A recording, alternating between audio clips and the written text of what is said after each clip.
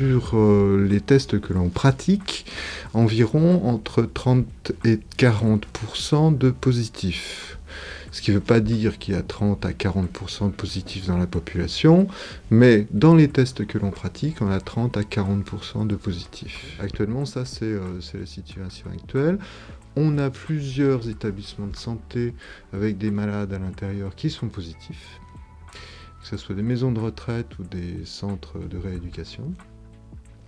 Et ça, c'est toujours un petit peu inquiétant parce que, bien entendu, ce sont des collectivités avec des personnes fragiles. Il y a 5 laboratoires de Labo-Chambéry qui font les tests. On s'est réparti les tests aussi un petit peu en fonction de nos possibilités.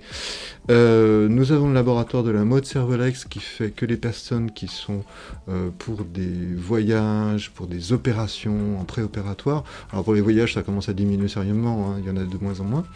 On a le laboratoire Tercinet qui est un peu dans la même configuration, et les 3 autres sites, donc du Grand Verger, de Bassin et du Médipôle de Savoie, traitent tout ce qui est en rapport avec les symptomatiques, les sujets contacts des personnes malades. Et donc là, on travaille maintenant avec des bungalows, des cabanons, qu'on peut voir donc sur nos parkings, pour accueillir les gens dans des meilleures conditions et surtout, et aussi pouvoir faire en sorte que nos préleveurs soient dans des meilleures conditions. Les personnes viennent en drive ou à pied et on fait parfaitement le prélèvement en drive avec rendez-vous. Toujours pour l'instant avec rendez-vous. L'organisation sans rendez-vous est un petit peu difficile parce qu'il s'agit quand même de pouvoir trier un tant soit peu les patients par rapport à leur urgence. Et puis également, il s'agit de gérer ensuite des files d'attente et c'est très compliqué quand on a beaucoup de demandes. Donc pour l'instant, on reste sur rendez-vous. Il y a des paramètres avec des files d'attente très importantes qu'il faut prendre en compte, en particulier des paramètres de sécurité.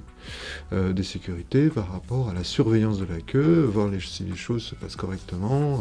Voilà, on a eu quelques petits déboires par rapport à des patients qui étaient un peu impatients, disons. Alors, dans nos laboratoires, on réalise les sérologies dont on a beaucoup parlé pendant un bon moment, et puis les tests PCR, les tests antigéniques dont on parle ces temps-ci. Pour l'instant, nous n'envisageons pas de les mettre en place. C'est pas quelque chose qui est normalement fait par les laboratoires, destiné aux laboratoires. Il s'agit pour des patients, pour des patients qui se font détecter, de patients qui sont fortement suspects, avec une détection immédiate, c'est ça le gros intérêt. Mais nous, dans les laboratoires, on fait de la grande série.